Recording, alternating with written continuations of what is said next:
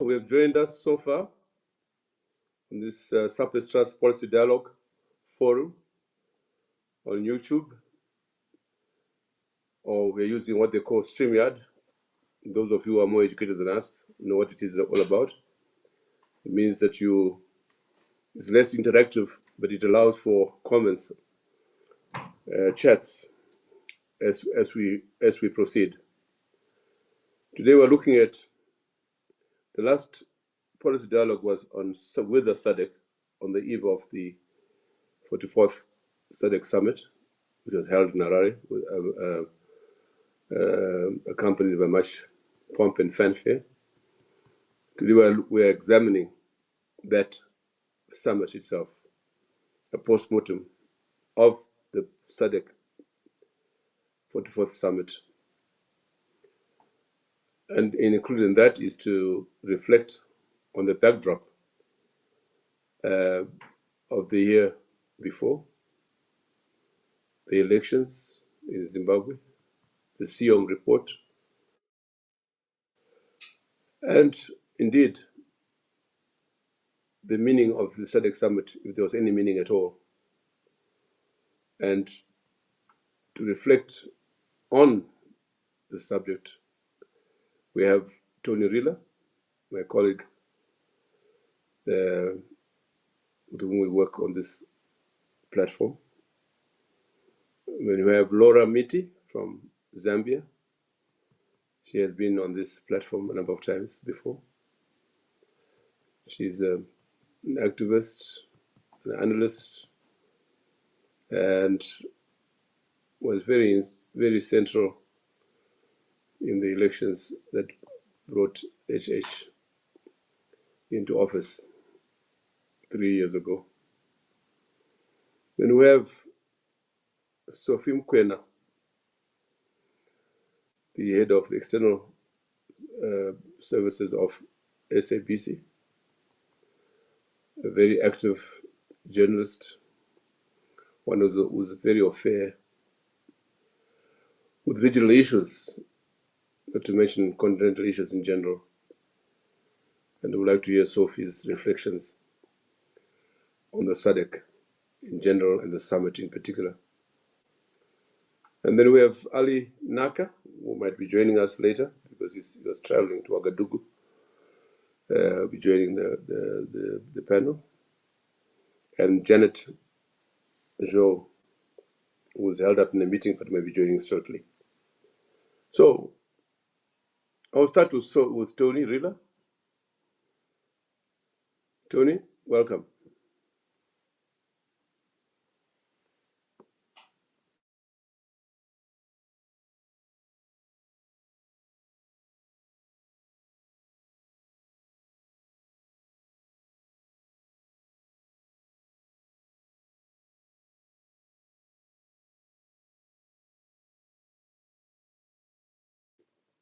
Unmute, Tony. Tony, you can't hear you. Tony.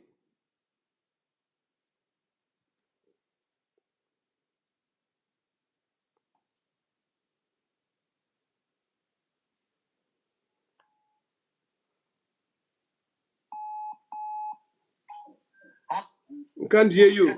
We can't hear you at all. Let me try again. Unmute. I'm trying.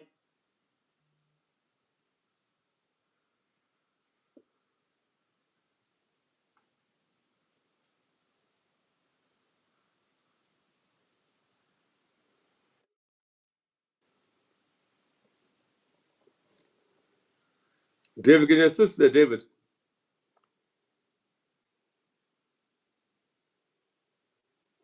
We can't hear you, Tony. Can't hear you.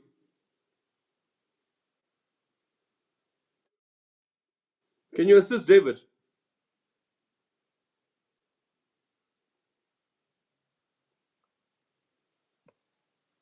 Hello? David says the internet is down. Where? Where he is. Oh, God. How can that be? Why should it affect you?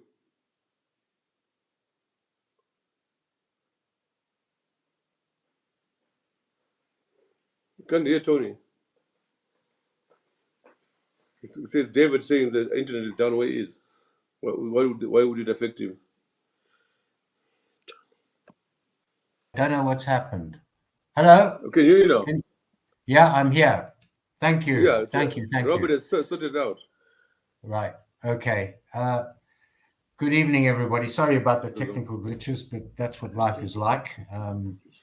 Thank you for inviting me tonight, Ibo. I thought your title was very interesting, a post-mortem on SADC. From the conversations that have been happening over the past 2 weeks, it feels like a post-mortem is the right word, because almost everybody that was talking thought that SADC was dead. So a post-mortem is a very important issue. The only thing we need to do now is to run an autopsy on why it died and see where we go with that.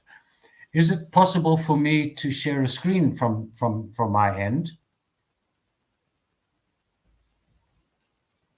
Try.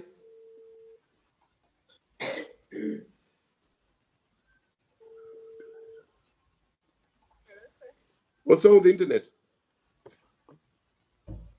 Hello. Okay. Well, let me just kick off. Okay. I entitled this after the SADC summit, more of the same or even more of the same. And in particular, I wanted to address two issues. Those of you who are privy to have read the communique of the 44th summit, you would have had your attentions drawn to two particular things that are relevant for civil society and the citizens.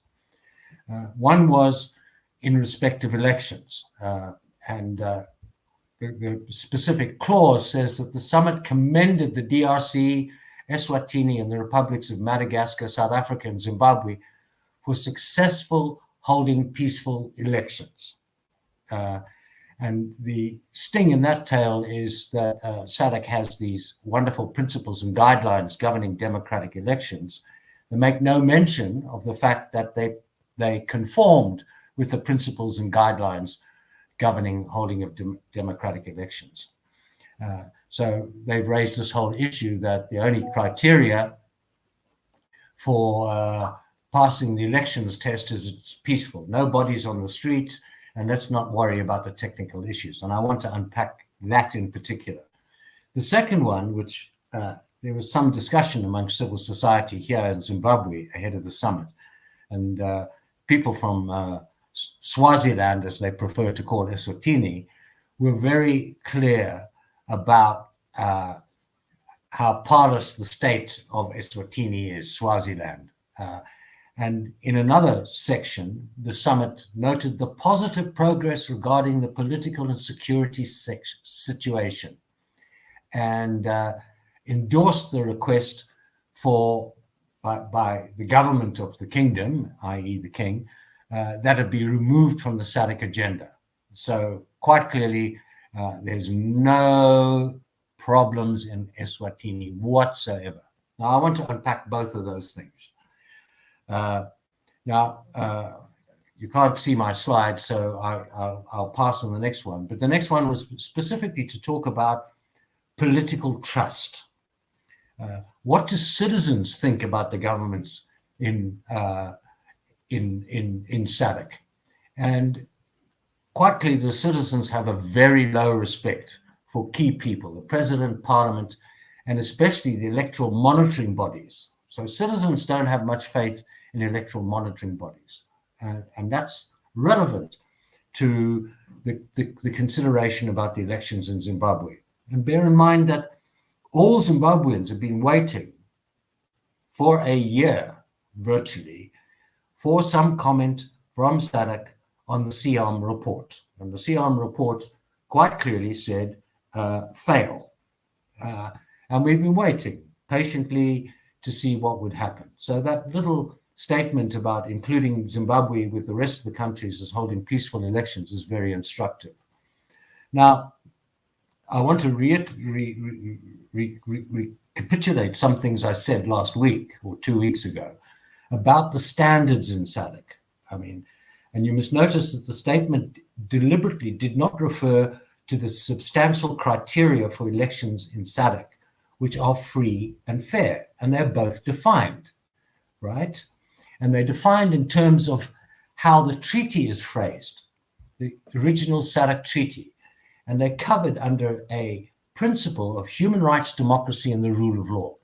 And in fact, the principles and guidelines say that elections must meet the principles of democracy, rule of law, and respect for human rights. Now, when you unpack that, it gets very interesting, because for those of us who live in Zimbabwe and many of the observers who observed the election and wrote their reports, the definitions of free and fair are very clear in SADC. What they mean is that you have to see freedom of speech and expression, freedom of assembly and association, freedom of access to information, the right to transmit and receive political messages by citizens, principles of equal and universal suffrage, and everybody can complain without undue restrictions or repercussions. Now, I think if you put those in a line and try to tick the box, every single box will get across for the past election in Zimbabwe. There's no doubt. When it comes to fairness, this is really all about the actual management of the elections.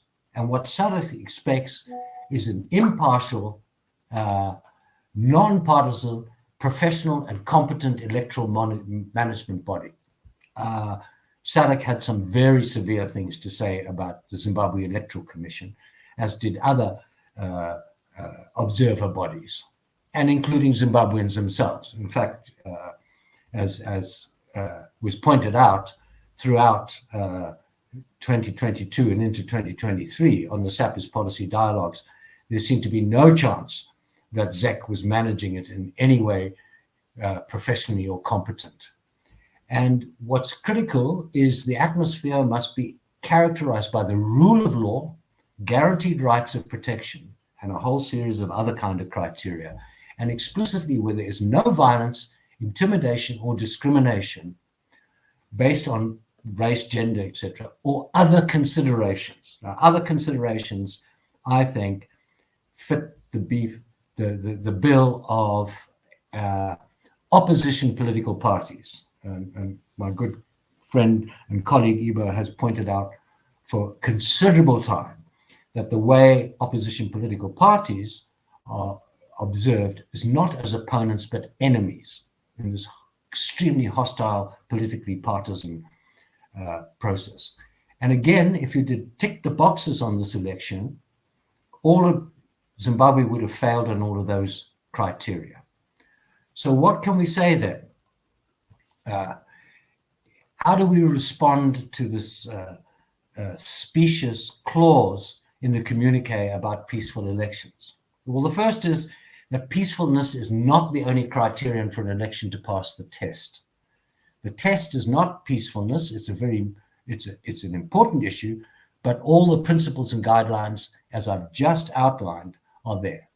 So the question we have to ask right now is, did Zimbabwe pass the test for free and fairness? And we might ask that also about Swaziland. Did the Swaziland election pass the tests for free and fairness, given that, Swaziland is conventionally seen by most political commentators in the world as one of the most autocratic countries, certainly in SADC and probably in the world. And the question that has to be asked, because SADC is not just concerned with an election, they're concerned with the process of the election, and they're concerned with what happens afterwards. So the question then has to be asked, is Zimbabwe peaceful now? Well, anybody who's been in Zimbabwe over the lead up to the summit would suggest that it is not. There are multiple allegations of political violence, intimidation, hundreds of people being locked up. There are even more reports of people being harassed and displaced in rural areas. So quite clearly, Zimbabwe is not peaceful now, and it fits the bill that SEAC, the SADC Electoral Advisory Council, is supposed to address. Is there conflict? And if you thought there was conflict, the Zimbabwe government just guaranteed it over the summit by flooding the streets with soldiers, armored cars, police, and riot squad, all on the basis that Zimbabwe was likely to break into non-peace at a moment's notice. So the Zimbabwe government was indicating that Zimbabwe is not peaceful. And is Swaziland peaceful now? Certainly comments from Swazi comrades during the last week suggests it's not. And therefore the big question is a question addressed to SADC. Did SADC pass its own tests? Not only do they test us, we test them. And if we test them on elections, on those elections that they all happily called peaceful, we would suggest that SADC failed. Now, the specific question in Zimbabwe, and we can come back to that in a little bit, is what do Zimbabweans do now? And there has been considerable discussion over the past 2 years about an alternative to just waiting to 2028. In fact, Clayson Monyela, spokesperson for DIRCO in South Africa, raised the point in a minor way. He said the answer for Zimbabwe is dialogue. So political settlement, dialogue, possible national transitional authority. So that was point one. What do we deal with that first point about peaceful elections? Point two is to deal with Swaziland itself. Now, Swaziland is now, according to that statement, can be removed because all the points of contention are gone. Now, if you take objective criteria on Swaziland, it would be helpful to share the slides now. David, is it possible to share a slide now?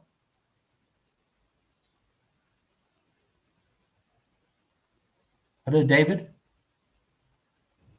Yes, Tony. Hi? It is. Yes, it is. Okay, what do I do?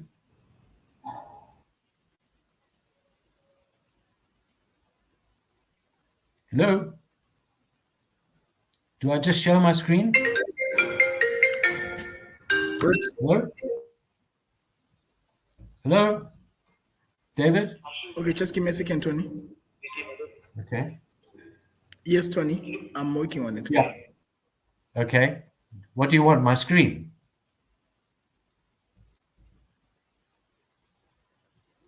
Tony, click on present. Present, yeah. Share screen, okay. Share screen, all right. Got it. Okay. Yes. Yeah, if you click on that, then yeah, okay. Okay. So I want, and if you can see the slide, I think it's very instructive. Okay, these are all the SADC countries. And this is the data that comes from the Varieties of Democracy Institute in Sweden. And they do a very comprehensive analysis every single year of the state of democracy. 500 indicators produced by 5,000 researchers. So we've extracted the data related to SADC. Now, this is a slide relating to political civil liberties. The presentation is not up yet, Tony. Okay. Tony, we can't see your presentation as yet. Okay. All right. Well, let me just carry on. Okay.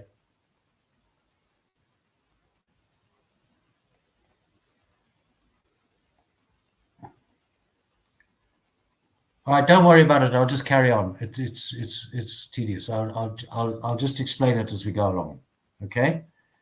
So, if you talk about political civil liberties in SADC, all 16 countries from Angola to Zimbabwe, what you see in respect of Swaziland on political civil liberties, it is the worst in the whole of SADC, only matched by Zimbabwe.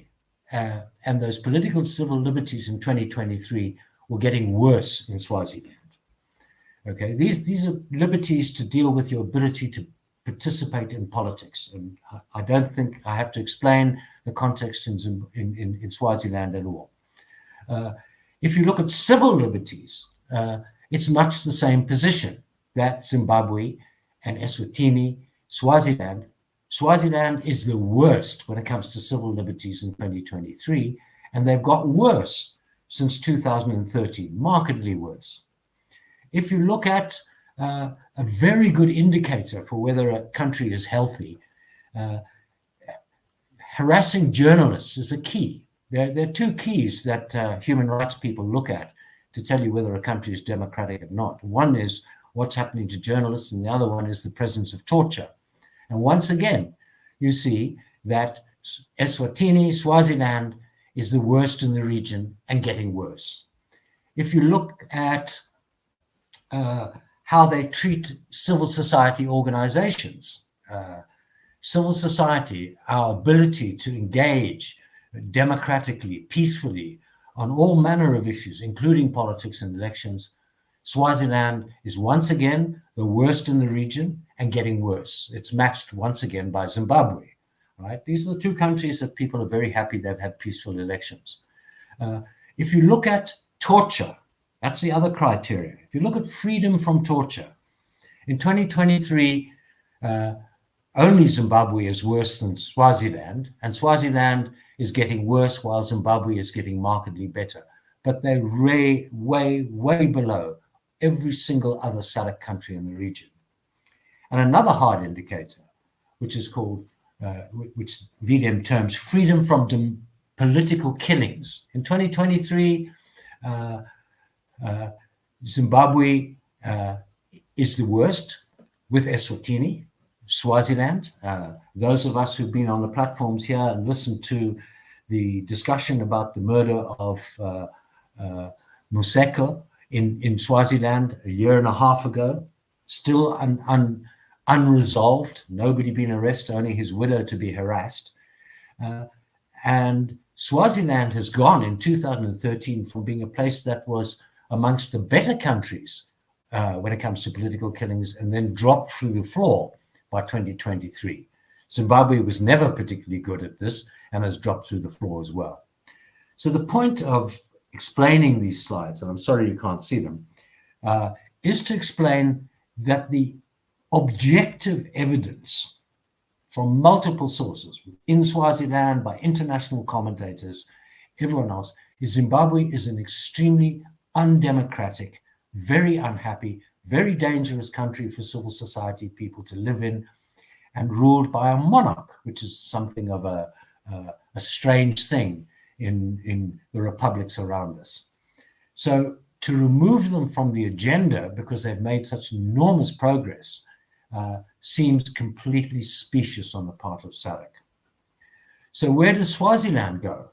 Okay, so if we go back to point 2, that's Swaziland's removed from the agenda, there's a series of points that you can make here. It's got the lowest and getting worse levels of political and civil liberties in SADC. It's the worst in the region when it comes to harassing journalists. It's the worst in the region, getting worse for the repression of CSOs. It's the lowest in the region with Zimbabwe for protection from torture, and it's getting worse. And it's the lowest in the region with Zimbabwe for protection from political killings and getting much worse.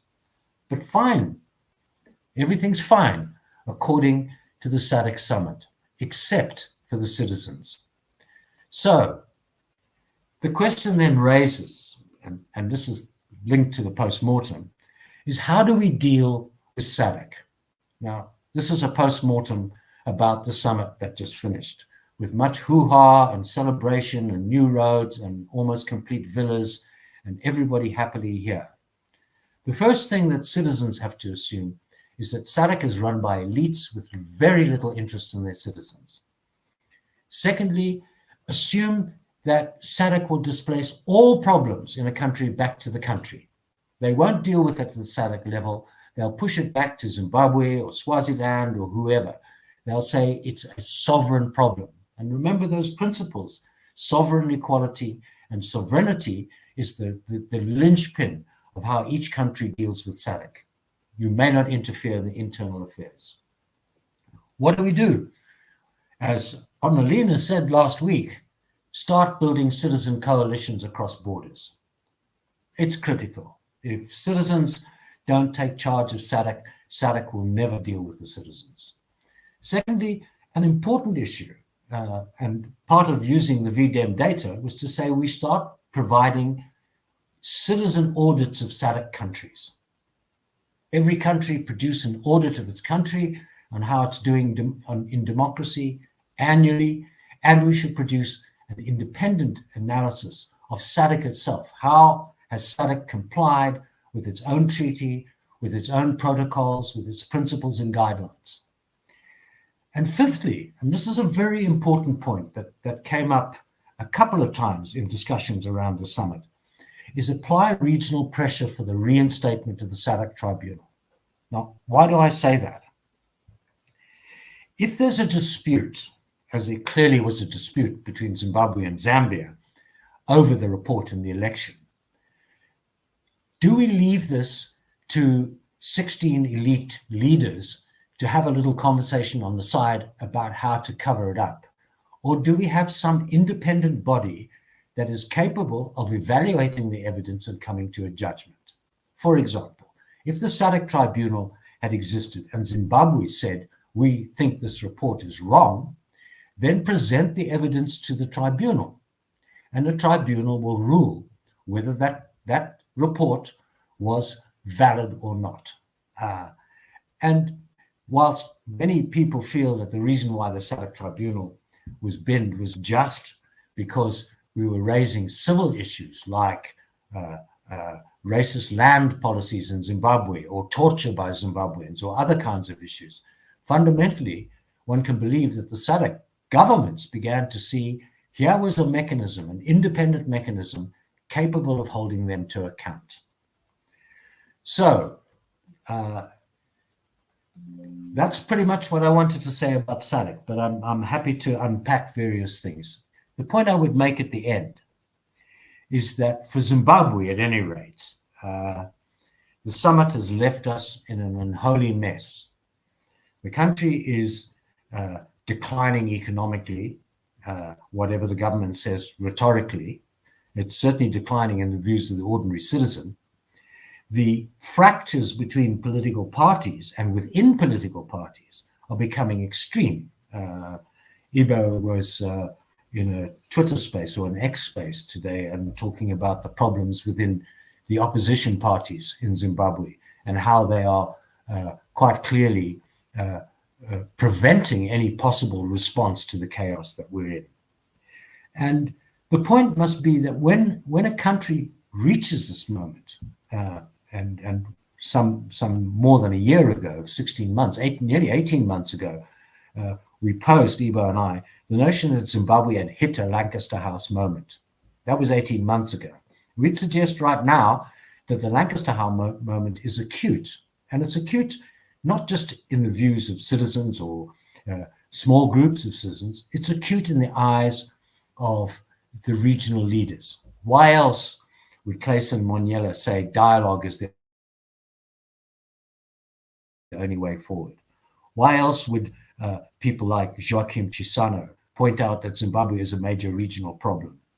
Why else would the African Development Bank, looking at the debt relief problem, publish a report that suggests that Zimbabwe has very little prospect of pulling itself out of the economic mire?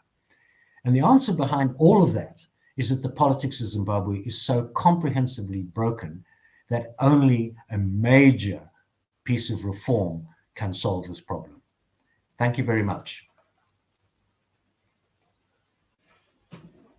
Yeah, thanks, Tony.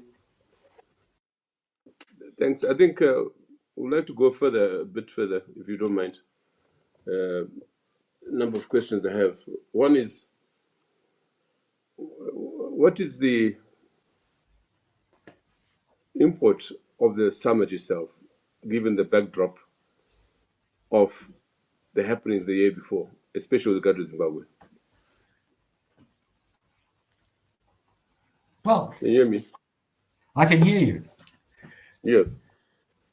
I think almost everybody, and certainly amongst the citizens, and certainly many of the political commentators, Brian Raftopoulos, for example, in this dialogue 2 weeks ago, said, hold out no hope that SADC will take any kind of progressive steps or take steps in line with its own statutes.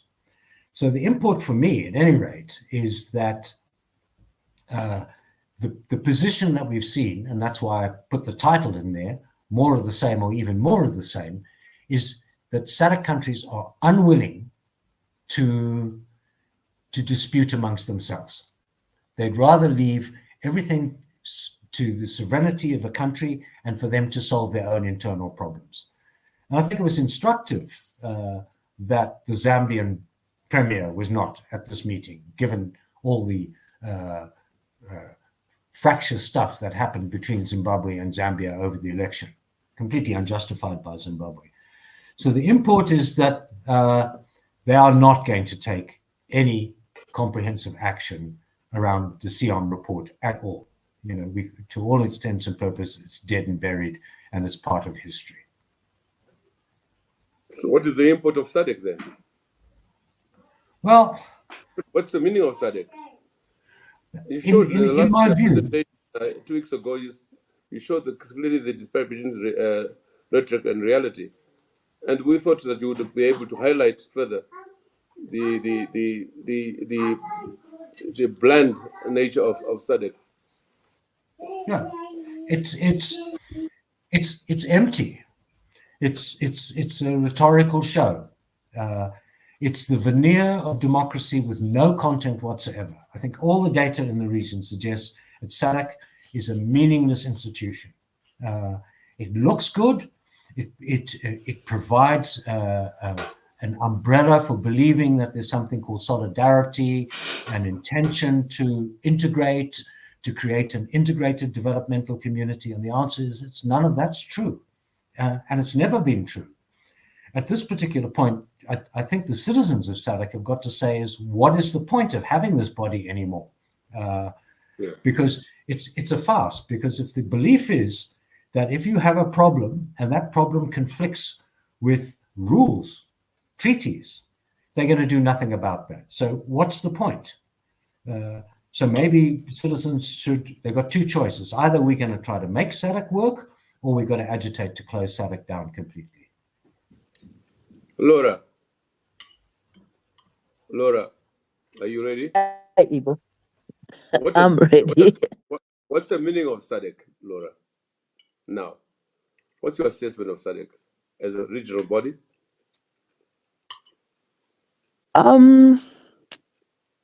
I would agree with what Tony has said.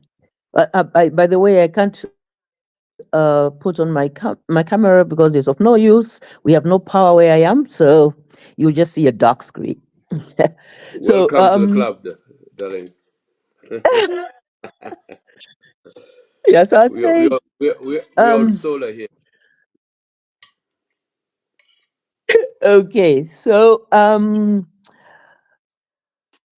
would agree with first of all what Tony has said, which is essentially that SADC has set for itself some very lofty standards of what will be accepted as democratic elections, encapsulated in the rule of law and respect for human rights, and essentially the whole free and fair question, level playing field and all.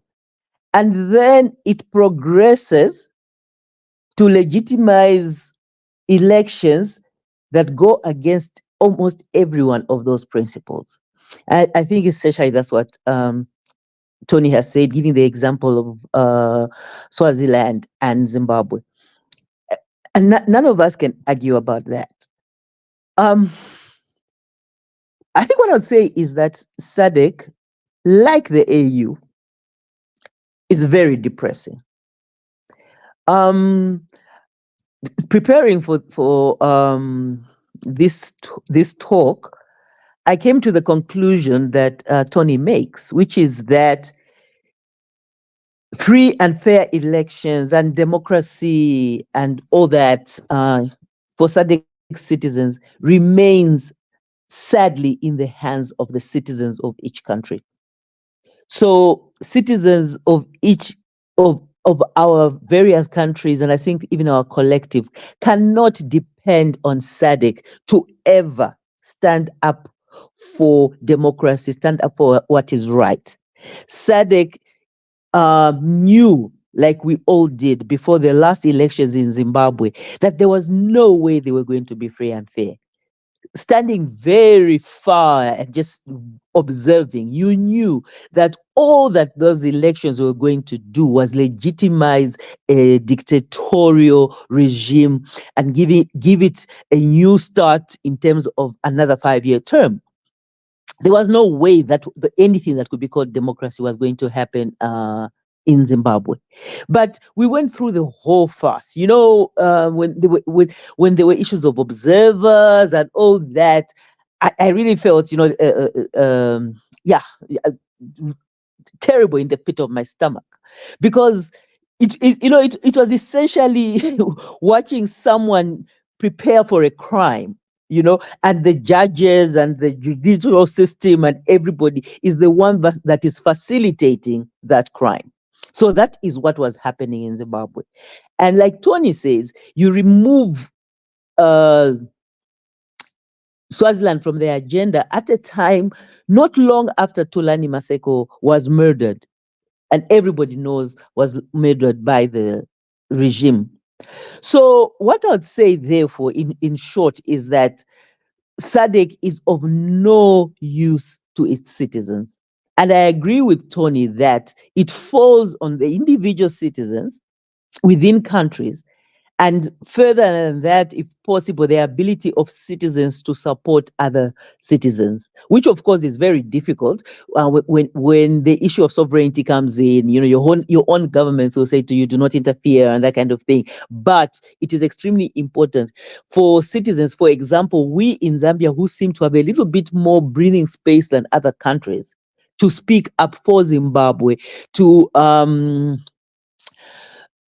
raise issues that may impossible maybe to be raised within Zimbabwe. I mean, I have noticed that, and as everybody knows, on Twitter, the Zimbabwean government has thousands of fake accounts, of bots, that at the mention of any criticism of Zimbabwe will come up and attack you. But that is all right. I think not only individual citizens, but the collective of civil society, the collective of activists have to stand up for those in countries that cannot speak up.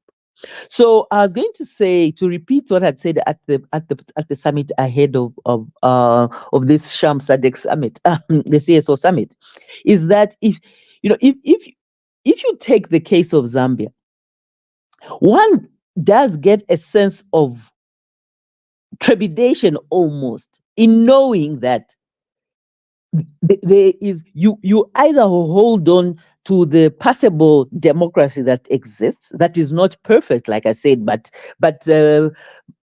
I suppose comparatively better than the countries we're talking about here, Zimbabwe and Swaziland.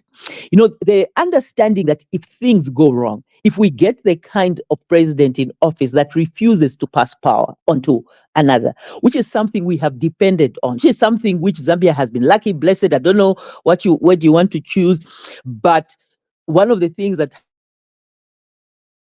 has ensured that Zambia remains with the kind of democratic credentials it has in comparison to others, is that each of our presidents, when voted out of power, clearly that is, because I mean other presidents have been voted out of power, but it's been kind of very slim margins, and they've managed to rig the elections.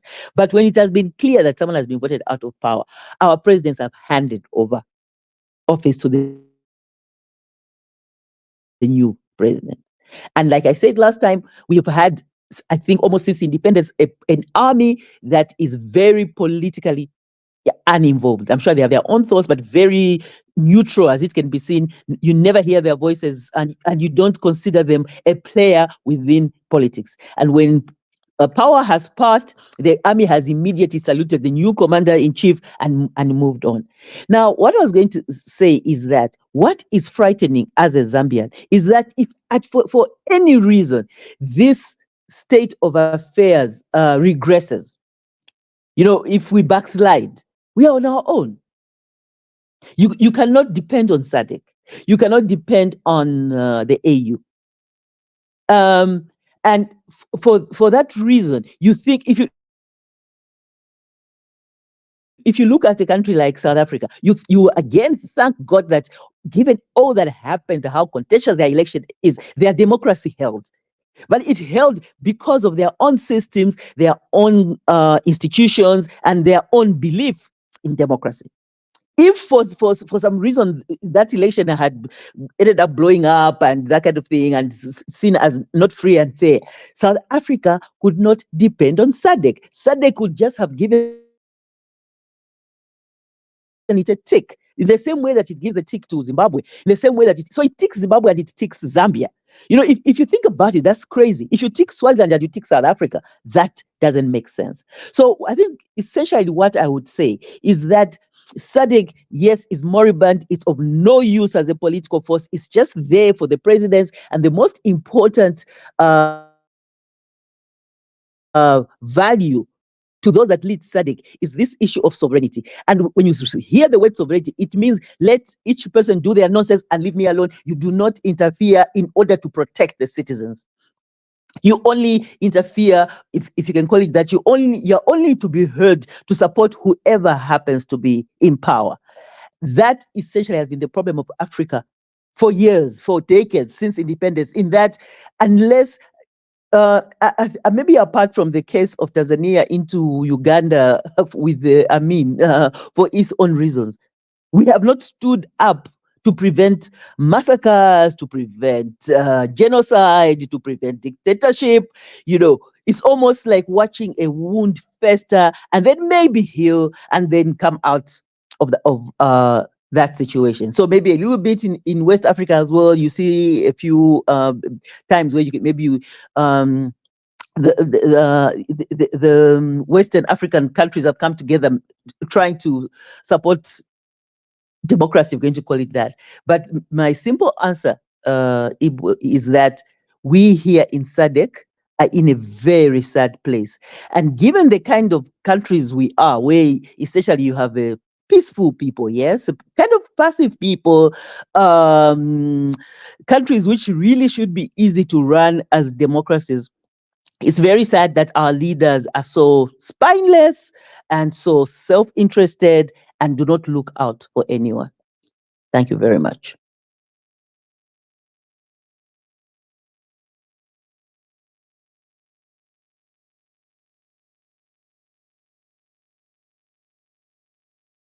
Not squander the opportunity to air their grievances to HED as chairman of SADC.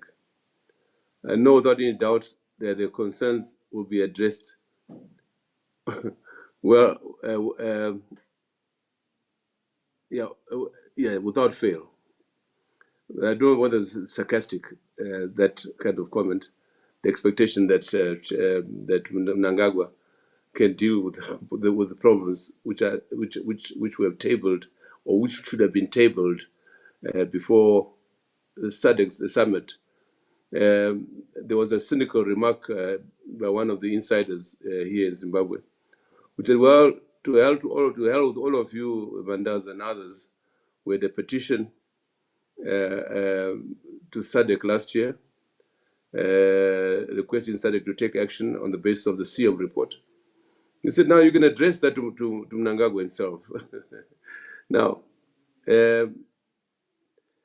another someone says, I agree with Tony. The citizens should question the purpose of SADC. And Salani Msanyami says, a very crucial discussion. Kasikwere says SADC is no longer an institution that we can rely on. It's dead as a dodo. My question to you, Laura, relates to one aspect which everyone thought might be placed before the summit, which is the SEOM report on the Zimbabwe elections in 2023. On the contrary, we received a paragraph coming from President Ichilema, simply saying that all the elections were very peaceful in Zimbabwe, eSwatini, and DRC. What what has been the dynamics in Zambia itself with respect to what appeared to be a standoff between Zambia and Zimbabwe over the election of 2023? And what is it that has made HH change his stance from one which was insistent that the election was flawed to him having almost to accept the elections as a fait accompli? What has gone wrong from the Zambian point of view? What has gone wrong? Laura, are you hearing me? From the yes, I was just going to start answering. Can you hear me? Yes. Yes. Okay. So from the Zambian point of view, that report led by Reverend Mumba. Nevers Mumba, yes, became an internal political issue. So the opposition, the now opposition, which is the PF, jumped on it and used it to attack HH, to attack Nevers, and to call them, servants of imperialism, and all those words that usually come. All right. And they came to Zimbabwe and were interviewed and all that. So it moved away from being about Zimbabwe and became an issue of internal politics. The Zambians were mostly divided. Well, most Zambians were not happy with what the opposition party did. I don't know whether they agreed or disagreed with them, but I suppose Zambians do not like Zambia's fighting other Zambians on the international scene. It's just one of those cultural things. I don't know. So there was that unhappiness. And also with HH, I have no idea why he changed his stance. I mean, I cannot state categorically, but it's probably because he has decided he has his own problems to deal with. And that he has an election coming up. He doesn't want an ongoing fight with Mnangagwa. It's also very possible that there was a sit around the table, come on guys, get your act together, by the same elites that we are talking about, so very sad, I thought. It's something that you want maybe to someone to stand up the way Mwanawasa did before he died. But that's what I would say. I think that report became about our own internal politics. So the friend of my enemy, or the enemy of my friend is my enemy, kind of thing. And it's very clear that Mnangagwa is close to the former president and his party. And so I would imagine that HH and Mnangagwa will never be good friends, but they decided to put some kind of front. It's very sad indeed, and yet HH absented himself at the summit. He didn't turn up. How do you interpret that? You read. That's what I'm saying. That I doubt they'll ever be friends. So I'll say what you want me to say, but I'll stay away from it, kind of thing. I'm just saying that there was some significance in the fact that a head of state, literally, in my view, boycotted the summit. There's no other way of interpreting. It's the first time that has ever happened. So and also the first time there's been. Whereas Zambia was prevailed upon, no doubt, behind the scenes. And I'm told people like Cyril Ramaphosa was one of them who prevailed on Zambia to just tone down the opposition. HH did not turn up for the summit, clearly. And 4 other heads of state didn't turn up for the summit. So this is some of the things I wanted to hear from the panel when we were talking about the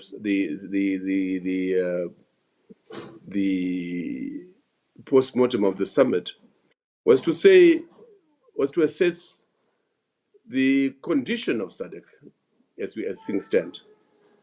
And so maybe I should turn to Sophie. Mukwena, are you ready to come in? What shall we do about SADC? Which at the the last policy dialogue, the disparity between rhetoric and reality was exposed. And here we have people like Oswald Mvengi saying SADC is a toothless dog, powerless, lacks authority, and more likely to have been infiltrated by elements of the deep state. SADC has and is still a toothless bulldog, someone says. Now, Sophie, what do we do about SADC? It's just a useless body? Can it be something to be done about it? What do you say, Sophie? Well, I think it is a difficult one. The reality is SADC is paralyzed, and like many other regional organizations, it is going through the same challenges of legitimacy and decisiveness, and also being productive in terms of serving its citizens. You also have a similar problem at continental body, that is the African Union. I think for me, it has to do with the leadership we have on the continent currently. There was a time where you had a particular leadership that is, or that was very firm and also trying to ensure that they are different and at a different time, where they would try or attempt to address issues and also to listen. But the current leadership on the continent in general, they are very paralyzed and very inward looking at times. And I think that has got to do with challenges they have in their respective countries.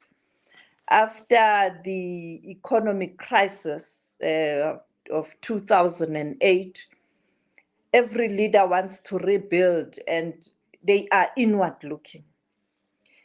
Then there was COVID. Everybody was locked in her country or his country, and there was no interaction. Nobody really took time to look at the regional issues and continental issues. The focus was on fighting COVID-19. And therefore, to recapture the lost ground in ensuring that you have a leadership that is also active in terms of strengthening the regional organizations, and that will by extension lead to a stronger continental body. It's not happening right now. Unfortunately, that's the situation. Coming to the SADC meeting, it was bound to happen, because for member states to have agreed that Zimbabwe will chair or will take over as the chair of SADC, because remember, it's not about a leader, it's about a country based on that rotational system.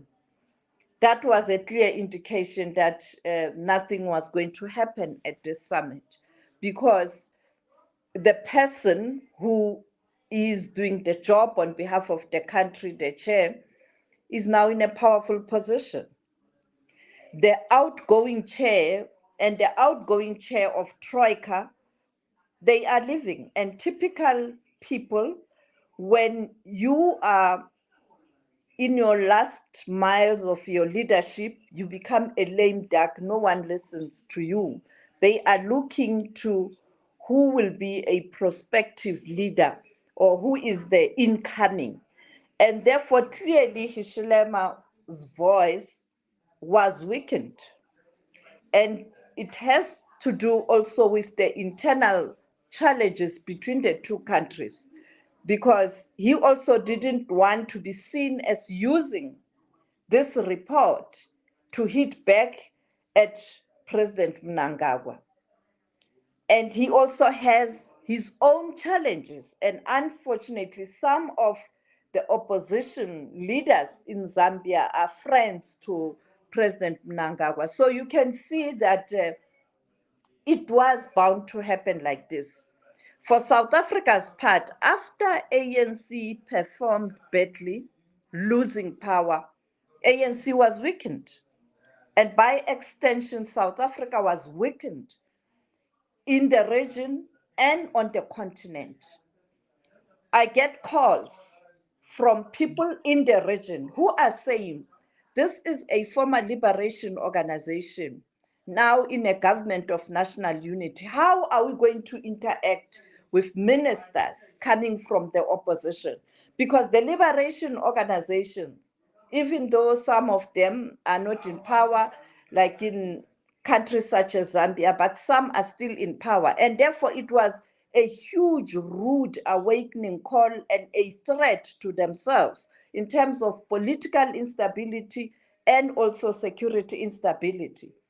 Because now they almost feel like South Africa is infiltrated, and by extension, their countries will be infiltrated. And you're dealing with people with military background, with lots of issues, and therefore, as President Ramaphosa was grappling with recapturing lost ground and putting together government, there was no time to look at other countries, because you yourself you have to address your own challenges. I mean, the reality is the ANC got 40%. They couldn't get 50+1. They lost power.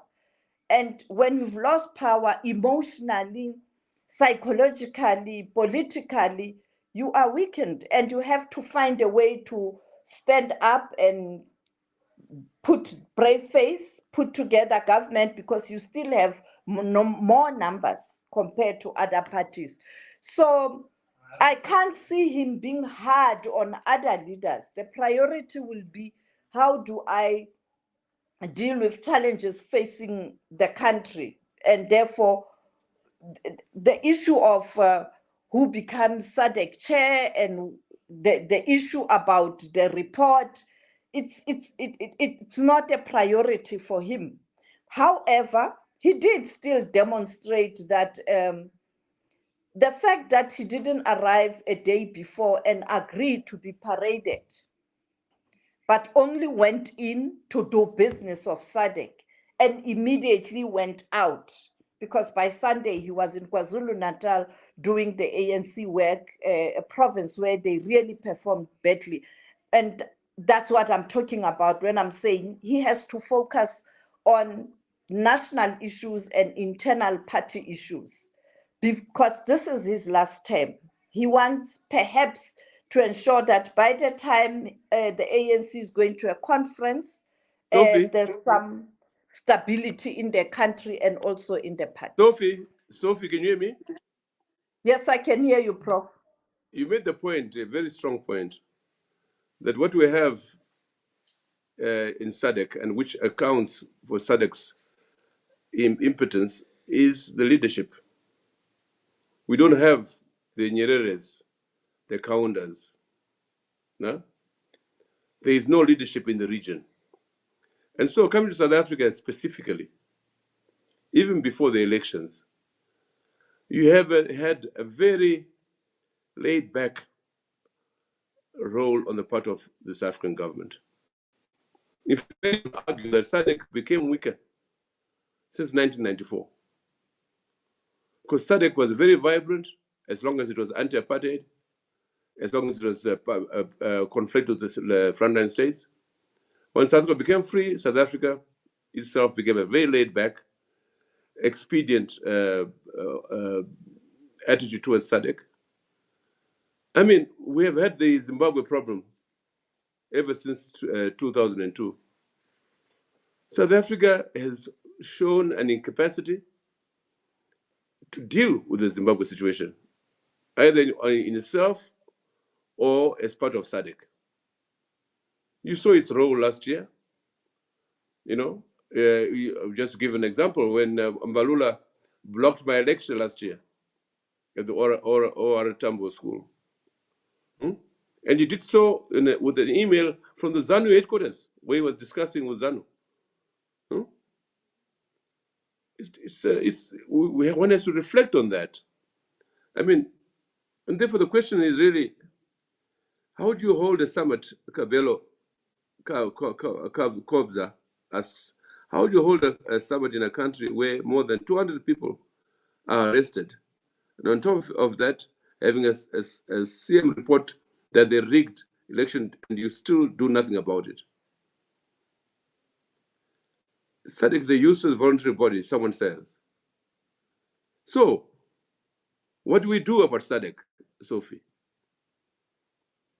What do we do? Well, it's a difficult question. I think as long as you don't have a leadership that will understand the importance of this regional organization in terms of prosperity of the region, security of the region, but also extending that to strengthening the continent, we are not gonna see any change anytime soon. I understand when you say since 1994, South Africa as a newest state didn't want also to project itself as a big brother. You know, South Africa is grappling with that issue because often it gets criticized that you were liberated last and you want to play a big brother syndrome because your country is a bit sophisticated and industrialized. And that is why I'm talking about the calls that and people inquiring, calling me to ask how they should now interact with South Africa. South Africa now having a government of national unity, almost questioning the trust, you know, and so now on that note, Sophie, do you think there'll be a change in South Africa's foreign policy on SADC and on Zimbabwe in particular through the intervention of the DA, which has always been hawkish towards the Zimbabwe question? Is there any chance that will happen?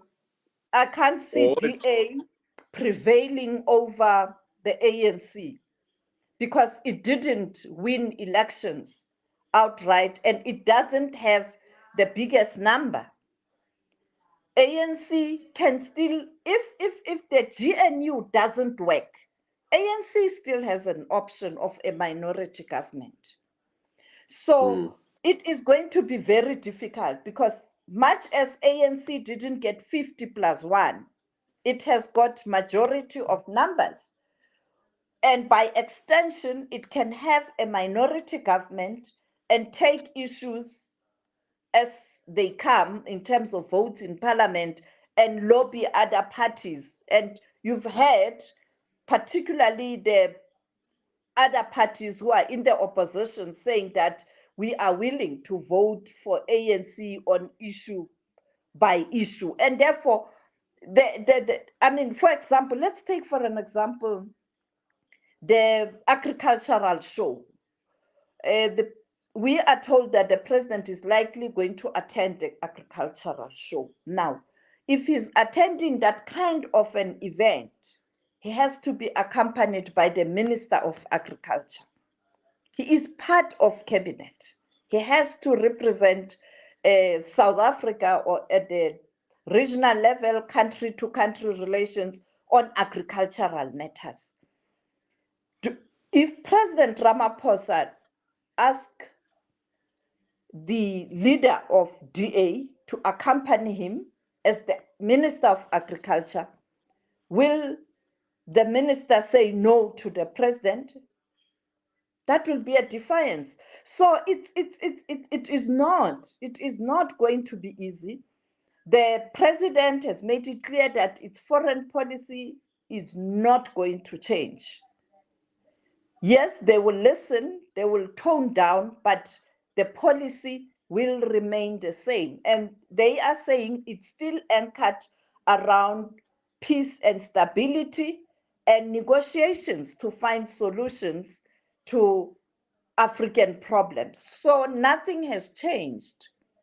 Maybe behind the scenes, South Africa is feeling the pressure in terms of Zimbabweans and other nations coming down south. And that has also led to ANC not doing well. But Sophie, Maybe behind the scenes, he might engage them. So if I can confide in you, if that is confiding at all, speaking as we are on a public platform, that I recognized a big rift, if I can call it that, or a distinct difference of position between DECO, as represented by Naledi, and Zain, the DG, on the one hand, and Ramaphosa, especially on the question of Zimbabwe. DECO was on the same page with us as we pursued the idea of the transition authority last year. But the president was either indifferent or more likely evasive, right to the end. So is it a question of the policy position on a particular subject, such as SADC or Zimbabwe, or is it the attitude of the president? You said that South Africa didn't want to be seen as a big brother, a big powerful brother in the region, but Thabo Mbeki behaves precisely like that. The big brother thing, not only of the region, of Africa, you know. So it appears to me that foreign policy positions that reflect less that of a country than of the president of the day. Would you agree with me? It depends on characters, the type of leadership you have. Mandela had a different approach to Zim based on who he was and the credibility and the support he enjoyed. For him, it was still a honeymoon, and therefore he could say whatever he wanted to say at that moment, because he knew he was enjoying this statesmanhood, not only in his country, but on the continent and around the world. Then you had Mbeki, and Sophie, to pay that respect for the country. And as you pointed out, he had a different leadership style. As you pointed out, that the issue of the foreign policy, as you analyze it, he may have acted differently on certain issues. Ramaphosa will have a different leadership style, and therefore that is why, and in any country, you might have a particular policy, but as leaders come in, the implementation thereof and the political will and the commitment might be different, and priorities might be different. Policies might be there on paper, but in terms of implementation, for some leaders, that won't be a priority, maybe. Some of us come from the field of international relations, Sophie, and we have always argued, some of us, that the claim that African countries have a foreign policy position it could be a myth, except for very key issues such as Israel or Sahrawi Republic and so on and so forth. But when it comes to regional issues or specific members of the region, our history so far, in 44 years of SADC, is that as Leonard Connie has said in a chat here, SADC is a boys' club full of members who always bootlick each other without any iota of developing the region.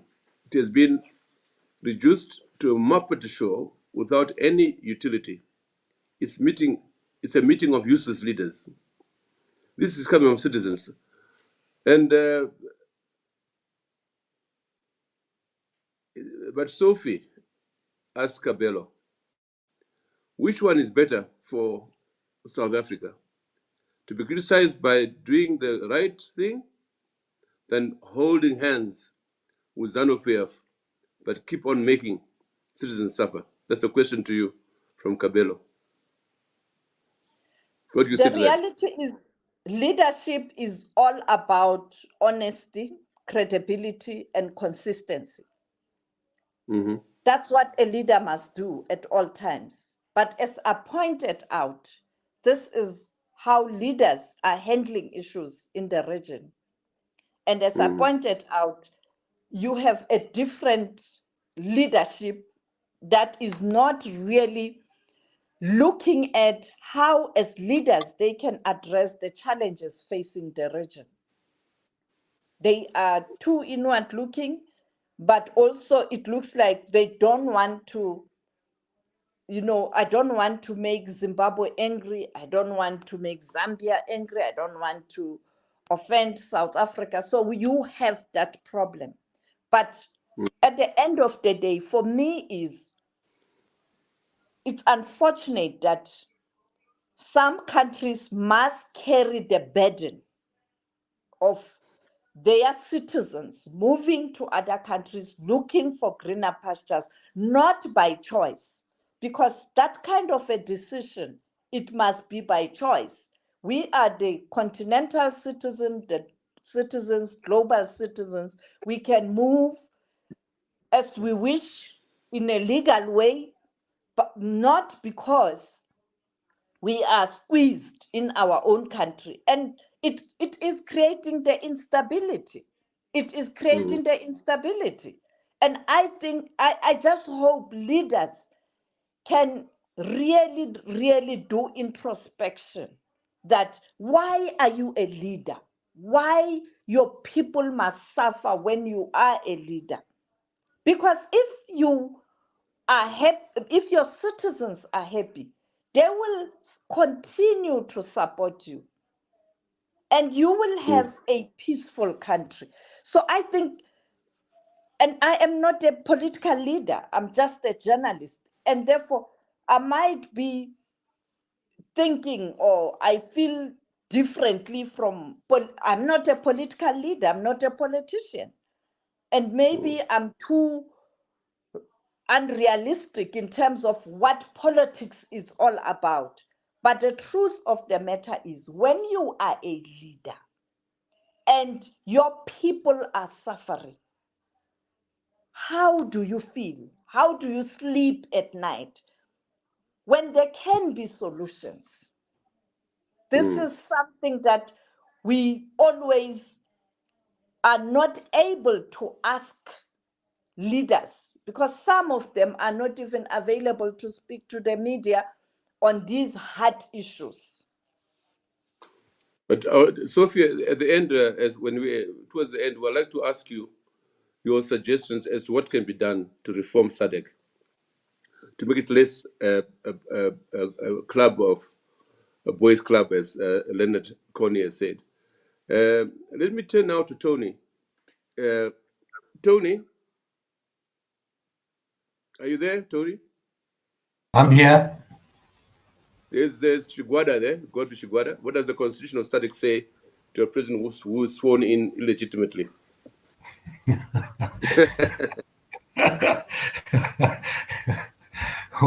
Well, then you have to actually take the report seriously. But I want to pick up a couple of points here. Yeah. And firstly, to pick up on the South Africa issue. Both you and I were sitting at the University of Zimbabwe in the 80s when we gave awards to Mwalimu and to Nelson Mandela. And I remember vividly Mwalimu saying, the hope that we have is that South Africa will be free and South Africa will roll democracy back up Africa. It was a challenge. He said, we believe that you will be a democratic state and you will reform democracies north of the Limpopo. Well, yeah, we wait to see that. But one of the issues in the principles in the principles of SADC is peaceful resolution of disputes. Now, let's go back to the 2 points, the 2 issues I raised earlier, Zimbabwe and Swaziland. One of the issues is about mediation. And as you well recall, the petition we put out immediately after the election got 80,000 signatures from Zimbabweans. If Nelson Mandela had bothered to endorse it, I suggest we would have got 1 million signatures to that. A clear statement that people were demanding a conversational solution, if I can call it that. Not condemning, but demanding that people go to the table and talk, as the region very successfully did in 1979 in Lancaster House. And that's how you solve major internal problems, and especially internal problems that are not wholly internal, and Zimbabwe is not an internal problem. It spills over to the region in all very, very serious ways, not just migrants, but in if you want, Afro-pessimism and God knows what else. So the answer was, in Swaziland, start a mediation. You're in crisis, let's have a mediation. Swazi government, i.e. the king, says, no, we'll have a little bit of discussion, but no, we'll have a dialogue that's internal. And they all walk away and say, that's fine, you can have an internal discussion. Well, in Zimbabwe, given it's a regional problem and acknowledged by SADC people, the answer is exactly as was proposed in the petition and, endorsed obliquely by Clayson Moniela from DIRCO to say dialogue is the only way. So when you reach a crisis like Zimbabwe, a report says you failed, and prima facie failure means that the government is illegitimate. You might legally cure it by having this Chief Justice swear you in and follow the local formats. But the deep principle is that the people regard that election result as illegitimate, and so does the region. The answer then is dialogue. Quite clearly dialogue. It's the only way forward. And in countries that are as polarized and broken as Zimbabwe, putting people around the table is the only intelligent response. Now, part of what Sophie's saying is that we leave it to our leaders, okay? And the comments coming through all say, we do not trust the leaders. That was one of the transparencies I wanted to put up, that SADC citizens have such low respect for leaders, parliamentarians, and election monitoring bodies that you have to take the citizens seriously. And the citizens are saying, go to the table. Now, I suggest this is not a big challenge for SADC to say, let's have an all-party conference, let's all talk about the problems, and let's talk about a solution. Now, this is how you solve political problems. You solve them in two ways, by dialogue or by violence. And since 2016, as you know, the idea of a soft landing for Zimbabwe via dialogue has been on the table. It's had some traction within the country. It's had traction outside the country. It's had traction in the region. The single problem has always been how to move a recalcitrant government. And I suggest the recalcitrant government fits within the pattern of parties, if you want, the hegemonic parties in SADC, the former liberation movements, who quite comfortable to make statements that civil society are the enemy or the press are the enemy, all basically making the point that they are unwilling to cede political power in any democratic way. Tony, there's a question there on the screen. Do you want to give some thought in terms of... No, there isn't. There's no disqualifying factors. This is not an elective position. As Sophie pointed out quite clearly, this is rotational. It's got nothing to do with the leader. It's got to do with the country. So next year will be someone else and someone else. And even if you run the most miserable country in the whole world, in the whole of SADC, you will be elected chair of SADC. There are no criteria. This is not an election. If there was an election, SADC wouldn't exist because they would fight like hell. And the second point... There's another question there. Can you see it on the screen? Well, yeah. I mean, as far as we know, the AU defers always to the regional bodies. And I suspect that's one of the reasons why SADC exists. It's a buffer. It's a buffer against Africa generally. And we know that many African countries have a very dim view of Zimbabwe and the Zimbabwean government. But former president, ex-president, late President Robert Mugabe worked that out way ahead of any SADC and African leader. He worked out first and foremost that any election is better than no election, any election is better than a coup. And when he got push came to shove and he was in trouble with the EU and the US and everyone else, he created a lager in SADC. And that lager protected him and continues to protect Zimbabwe. And the AU just defers because there is a regional body and they're not going to get into a fight with SADC. And the only time they got uncomfortable... There's something on the screen for you to look at before I begin getting you guys to do the final touches. Okay. Kudzi there. All right. Well, yeah. I agree, Kudzi. It's true.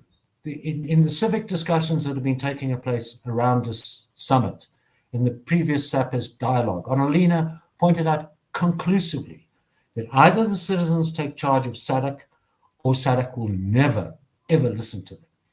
And the problem is that this requires SADC citizens, not Zimbabwean citizens or South African citizens alone. It requires building the relationships across the borders. And that's very important. And that's, anyway, we have a reality, which is SADC. It's there. In the last policy dialogue, you outlined very coherently the guiding principles of SADC, the treaty provisions of SADC. Very, very clear. It's there, but it's not being implemented. It's all rhetoric. How do we begin reforming SADC? Laura, what's your suggestion as you wind up? Laura? That's a very difficult one, Ibo, because I think ultimately what has been agreed here is that it's very unlikely to be reformed by the leaders. It's can only be reformed when the citizens of SADC either make it completely moot or insist that there is change. And I think one of those is by citizens demanding and protecting democratic principles within their own countries, and then also being able to speak up for these principles in other countries. But in terms of the leaders, I have very, very little hope because SADC as it is works for them. Yes. But where do we start? We can't just be sitting here as we are discussing SADC, 2 discussions in a row in which the conclusion is very clear that SADC is an impotent organization, very strong on the treaty, very strong on the provisions, very strong on the guidelines on the elections.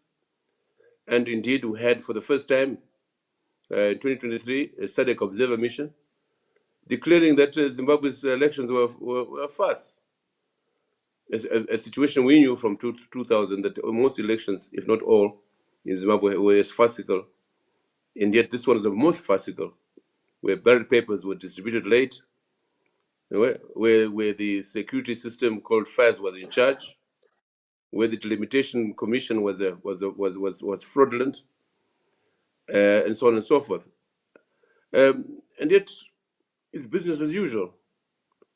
Summit with much pomp and fanfare as it was, perhaps not as expected, because as Sophie indicated, you had Ramaphosa arriving on the day and leaving earlier in the evening, and a number of heads of state that did the same, and so it was less. It was not a successful summit by any standards. Not to mention the fact that it glossed over the critical issues before it. So, but where do we start, Laura? What shall we do as citizens of SADC? I like what Tony said, for example, about citizen audits, so that we catalog what is happening within our own countries and what is happening in other countries, and actually document it and publish it in such a way that the pressure is put on the leaders.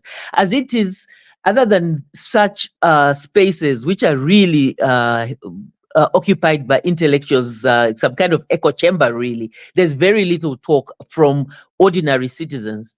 And SADC is really academic, it doesn't really matter. So one, we need to be able to show people that SADC should be more useful than it is. And of course, it is to be led by persons like ourselves, but carrying out proper audits and cataloging where the problems are. In fact, some years ago, I was part of a study. Probably you've seen the book SADC, the cost of non-integration, and we proposed, some of the proposals were adopted. For example, removing country responsibility for sectors to commissions, right? But we also recommended that the post of the executive secretary of SADC should be upgraded to at least to a level of a minister or a senior minister, or even a president. One time we even suggested that maybe Kaunda would be the executive secretary of SADC. Because it's very clear that what you have at Gaborone, the secretaries, are a bunch of clerks. You know, do you even know the name of the executive secretary? Or do you really care, want to know? Completely clinical stuff, you know, with no authority, no punch, nothing.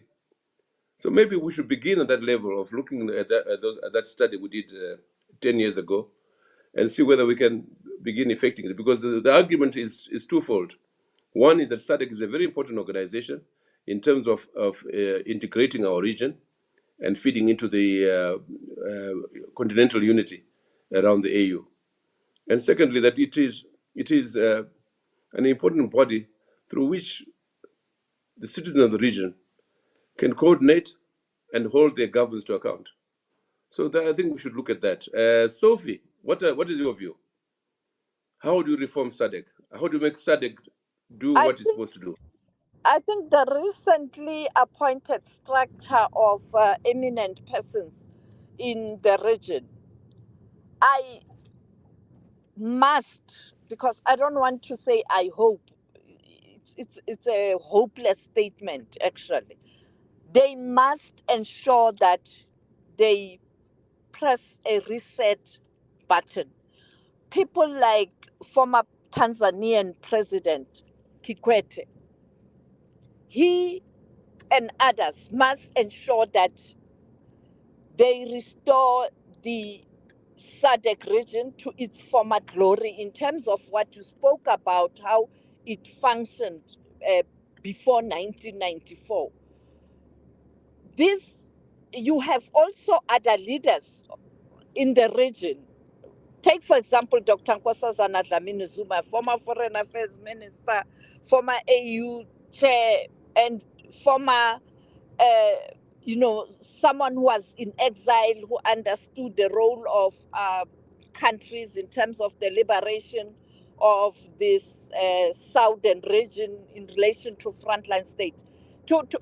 They must call a summit to talk about how this organization or this institution or can work better, and that should involve ordinary citizens of the region. So I don't know how are you going to constitute that kind of a forum to look at what to do, because I can tell you, I'm sure many leaders in the region are not happy, because when you have a problem somewhere, it becomes a problem for other countries as well. So I think that's the only way where you can have a forum where these issues can be ventilated, and with the help of this forum of senior former leaders or the wise men in the region.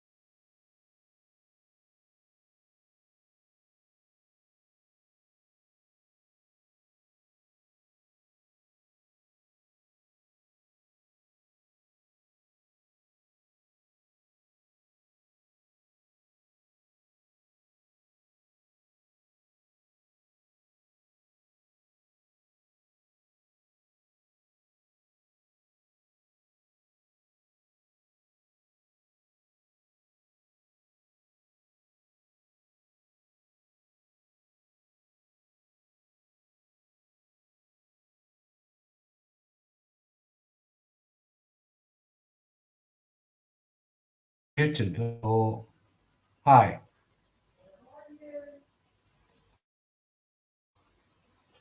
Ibo, you're muted.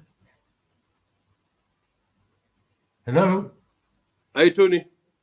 Hi. You heard my question? No, sorry, I missed it. You were muted. Please go ahead and say it again. Right, we had lost connection. David had lost connection. Okay. I said, my question was, what shall we do? Can we conclude with some kind of resolution around which we can mobilize in the weeks and months ahead to ensure that SADC is reformed for two important reasons. One, it's a forum through which to hold our governments and states and governments to account as citizens, with the structural relationship between the citizenry and SADC. And secondly, as part of the regional integration agenda and continental integration. What shall be done? Because I think the conclusion from the two sessions we've had, the one a fortnight ago and one today, and from the record of the summit last Saturday, it's clear that SADC is, as everyone has said here, is no longer fit for purpose. It's just there. What's your concluding remark? I'm very clear. We have treaties, protocols, conventions, blah, blah, blah, blah, endless. And as you pointed out, they're very good.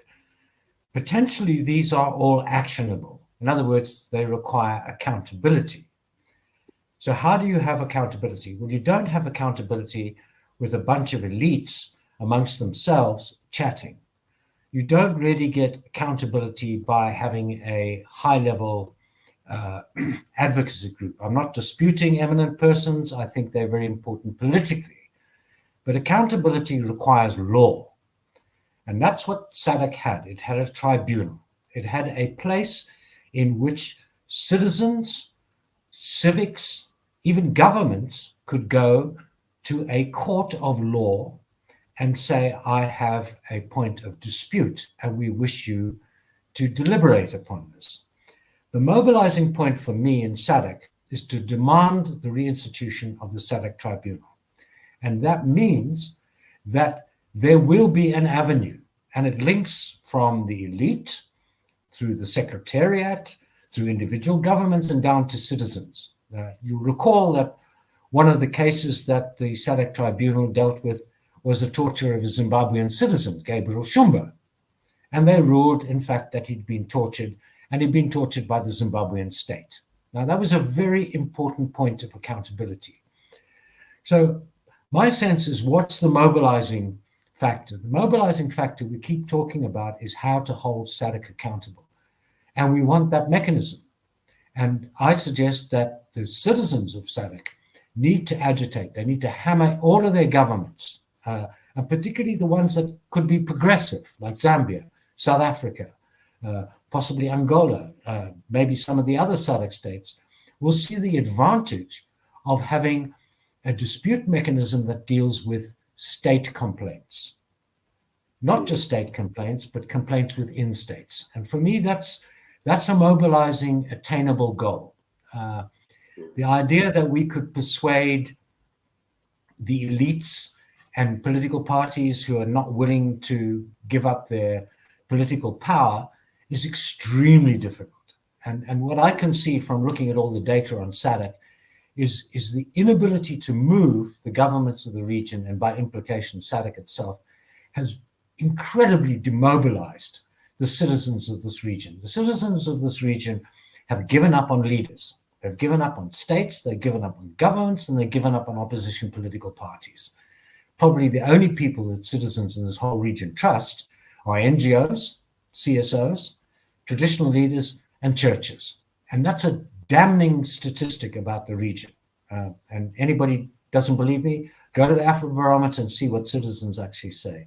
So my solution is a major campaign to restore an accountability mechanism that will hold SADC accountable, right? Because it's going to be independent, and it will have legal people on it. And we have first-class legal people in this region from every single country. And I believe that they would be instrumental in holding SADC accountable. Thanks, Tony.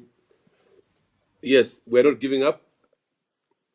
We must stop agonizing, let's organize. The famous slogan from the Pan-African movement. And therefore, this forum was held in that context. It's about not giving up on our institutions, but helping to have them reformed, to make them meaningful. In the case of SADC, we have a treaty which is wonderful. We need to energize it, incentivize it. And I think what we need to do in the weeks ahead is to design a discussion, a frame which outlines the mechanics, the modus operandi through which we can begin to have SADC reformed from the citizens upwards. And I think organizations like Sapes Trust and other think tanks, we should get together and get down to work on this subject. On that note, I'd like to thank Laura. I'm glad to see you again after so many years, and I look forward to seeing you again soon.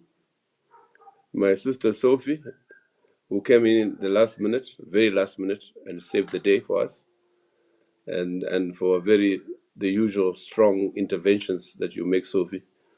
It's always a pleasure to have you in such discussions, and I hope you can help us as we pursue the agenda of reforming SADC to make it meaningful in terms of using it as a forum through which to hold our governments accountable on all levels, and through which we can pursue the regional integration agenda and the continental agenda. The goal of continental integration is more than just a platitude. It's a reality, which is very important in terms of the continental restoration of the continents, both in terms of politics, but also economically. And Tony, thanks again for leading the discussion. So until our next session 2 weeks' time, where we, as usual, we go regional, sometimes we go political, sometimes we go economic. I think this time, following the wonderful session we had with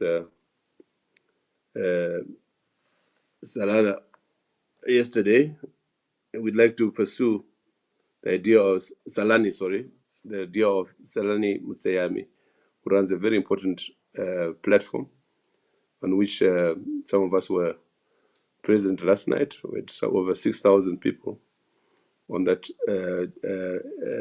space discussing the opposition in Zimbabwe. And one of the resolutions that was that we should now move along the lines of the program of action that the platform for concerned citizens, co-convened by Tony Rilla and myself, and launch the National Democratic Forum as a precursor to an international conference of Zimbabwe towards achieving a comprehensive political settlement in Zimbabwe. So it's something to think about. And I mentioned the wonderful work that Salani Mtsayani is doing, if also because we think we can work with her and her team and many others in the diaspora to become relevant, to go beyond talking and towards praxis. So thank you again.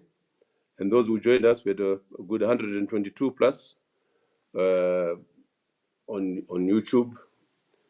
And of course, the recording remains on YouTube.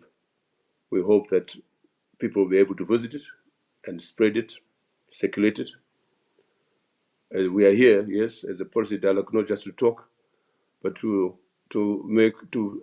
ensure that our ideas that we put together in these discussions are collectively mobilized into a plan of action So I thank you all. Thank you very much.